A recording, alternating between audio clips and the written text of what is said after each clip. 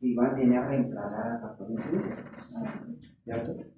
Correcto, puedo decir, cuando le quitan el estómago a alguien que no puede volver a comer o... No, con el chico, no le habían hecho nada. Pero ¿a dónde va a llegar ese momento? Porque si ya no hay estómago, o directo al ano, baja directo.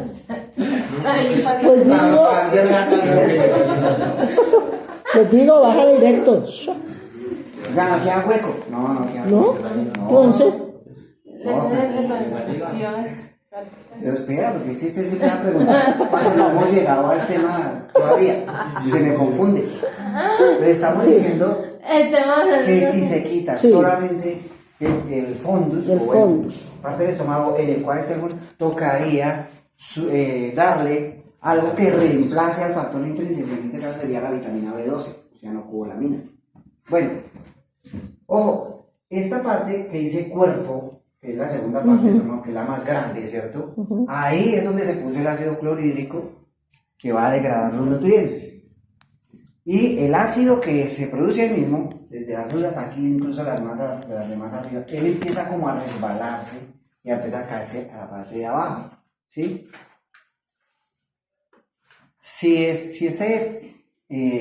Si digamos, si el estómago, si la parte interna del estómago no tuviera algo que lo protegiera del ácido clorhídrico, ¿cierto? Pues terminaría rompiéndose, ¿cierto? El ácido lo rompe. Entonces, eso es lo especial e importante que tiene el endotelio del estómago, es que tiene un protector de la mucosa gástrica. Entonces, está hecho de un protector de la mucosa bastante grueso, bastante fuerte, que impide que el ácido clorhídrico lo dañe. Bueno, pero ¿tú produces ácido clorhídrico todo el tiempo? Bueno, digamos que en pequeñas cantidades, muy pequeñas sí. Pero en ciertos momentos del día se te produce en grandes cantidades. Cuando tú activas tu sistema digestivo, él se empieza a producir en grandes cantidades. ¿Sí me hago entender? Cuando tú empiezas, como que vas a almorzar, y que el olor del almuerzo, y que de pronto empiezas a salivar cuando tienes hambre, ¿cierto? Que una empanada, ¿cierto? Ese acto de salivación o de olfacción ya activa tu sistema digestivo y empieza a producirse grandes cantidades. ¿Por qué las personas que les gusta el chicle sufren de gastritis? Precisamente por eso. Porque cuando hacen esto, están activando esto y se está activando todo el sistema. Él cree que le va a llegar algo porque está masticando y no le llega nada. Entonces, ¿qué hiciste? Activaste una gran cantidad de ácido clorhídrico que va a terminar lastimando tu tejido porque no está utilizándose en cosas digestivas. ¿Sí me hago entender eso? Y así no es bueno entonces este tema del chicle. Y además también otro tema de la dentadura, en fin, ¿qué pasa con eso? Incluso por allá creo que Holanda por allá en Europa, uno de los países de la cortina de hierro, tiene prohibido el uso del chicle y la comercialización del chicle. Porque además, cuando tú lo botas, tarda muchos años en degradarse y también es un daño, digamos, ambiental. Incluso muchos pajaritos se mueren asfixiados. Porque cogen una de esta y pues piensan que es una fácil deglución y se les queda pegado en su tracto respiratorio. Entonces, eso es un daño ambiental. Entonces, ellos lo tienen prohibido y debería ser prohibido en varias partes. Porque además, el ácido clorhídrico que tú produces sin utilizarlo predispone al cáncer. ¿Cierto? Predispone al daño del estómago y al cáncer. Entonces, por ese motivo, pues ellos dicen, no, eso no debería ser. Debería ser una cosa que la gente debería tener como conocimiento de causa. A mí la verdad me fastidia un poquito el chicle es porque no sé dónde botar. Después yo ya no tengo el sabor y ya no. Entonces yo por eso digo no, porque después de dónde boto eso. Pues no lo voy a botar al piso sabiendo que un pájaro se me da ficha. Entonces ahí, ese es el tema de eso. Porque puede que tenga un buen sabor, eso sí, de pronto, o que quite un mal aliento, pronto. Pero hay otras formas, que no necesariamente sea con chicle. Ahora, entonces eso es lo importante, tiene su revestimiento que lo protege. Bueno, no es la única causa de la gastritis, el chicle no es la única causa. ¿Sí me hago entender? También, por ejemplo, tú te la pasas comiendo ácidos o cosas irritantes. ¿Sí? Picante. Gente que es feliz comiendo Sí. mango ácido y chicle ácido y cosas ácidas, ¿cierto? Y cosas irritantes. Uy, o sea que los mexicanos con la cuestión El de los chile, picantes, eso, el chile y todo eso, ¿cómo será? dañanísimo para el estómago, el ají en general. De pronto, ¿qué más? Bueno, el trago, ¿cierto? El alcohol de consumo hace daño también termina lesionando las cosas. Bueno, claro está que ya consumiéndolo pues muy En exceso. frecuente, muy en exceso. Y una cervecita de vez en cuando, pues no se da. Una cerveza de pronto no, porque tiene un nivel de alcohol muy bajo, de 2 a 4 grados, mientras que el aguardiente 32 grados, Uy, ¿cierto?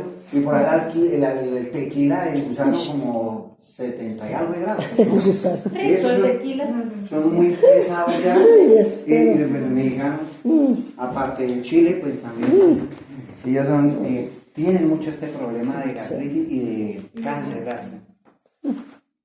Entonces, bueno, es una, por poner ejemplo, ¿qué más te produce a ti daño ahí? El estrés. El estrés. Bueno, comer a deshoras. Uy, o sea que. ¿Por qué? Es grave. Porque tú estás acostumbrado, o tu estómago, a que, digamos, entre 12, 1, 2 de la tarde está llegando el almuerzo. Y un día no le das. Él se programó, ¿cierto? Empezó a producir ciertas cosas que no va a utilizar. Está bien un día, pero si lo haces 2 o 3 veces a la semana, eso te empieza a afectar, ¿sí? Y así, cositas como relacionadas con los hábitos inadecuados en la dieta. Y también el estrés. ¿Por qué? Bueno, más adelante, uno de los últimos capítulos que vimos es el sistema nervioso. Y en el sistema nervioso, en uno de los pares craneales se llama el nervio vago. Que yo digo que está muy mal llamado, porque una cosa vaga es algo que más Sí, una perezosa, es un vago. sí. Bueno, entonces, el nervio vago no debería llamar así, porque el nervio vago está encargado de la circulación, de la digestión y de la respiración. ¿Y Nada por más qué ni lo nada llaman menos. vago? Porque sí. Se llama el nervio vago, el par craneal número 9. se llama el Nervio vago. Y ese nervio está encargado de la digestión. ¿Ves? Y si tú tienes estrés, él se te activa, ¿cierto? Por cosas mentales, cerebrales, él puede estar activándose solamente por el estrés. Y está generando ácido clorhídrico, porque él es el que lo estima. Aquí yo estoy grave. ¿Ves? Entonces, el estrés también te lleva no solamente a gastritis, te lleva también a temas de depresión, ansiedad, somnolencia, dependencia, etcétera, etcétera, etcétera. No es bueno, no es bueno el estrés para nada. Entonces te hace mal genial, hombre, ya. Tómate la vida con calma. Bueno, ahora, Se pudiera. ahora sí. Si se sucediera que el estómago está tan afectado que toque quitarlo todo, ¿sí? Porque tiene cáncer, ¿cierto? Y el cáncer pues toca quitarlo todo. Entonces, diríamos que incluso quitaríamos el caries de por acá arriba y por acá hasta la primera porción del intestino delgado, ¿cierto? Y se queda sin estómago, ¿Cuál era la función del estómago?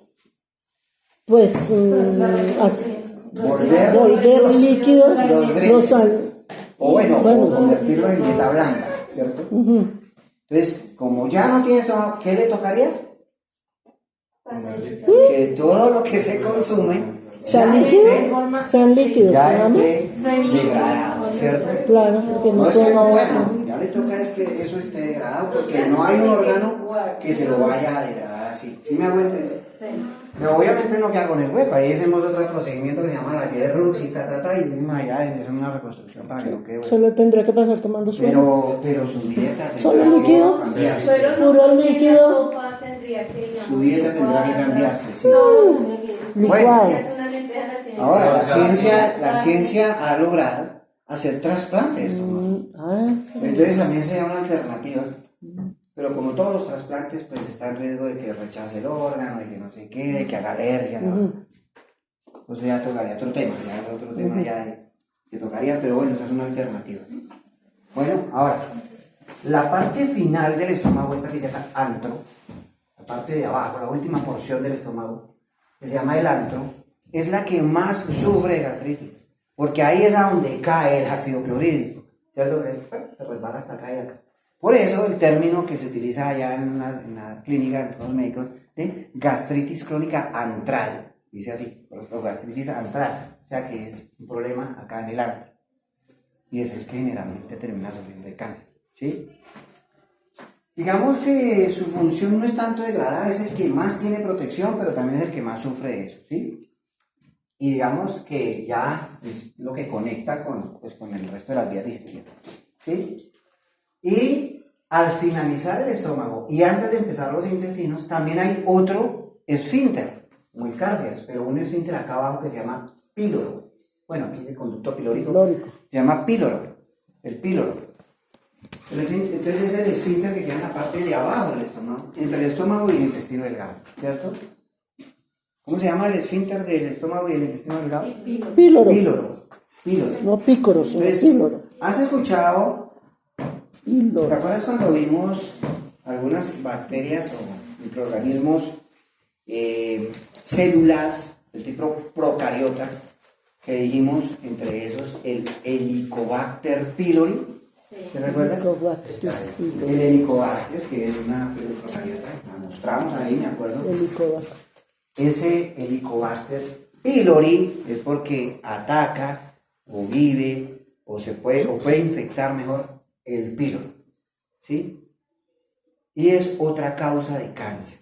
Tener el Helicobacter pylori, si no te lo tratas a tiempo y te lo curas y te lo quitan y te lo erradican, te puede generar cáncer de estómago.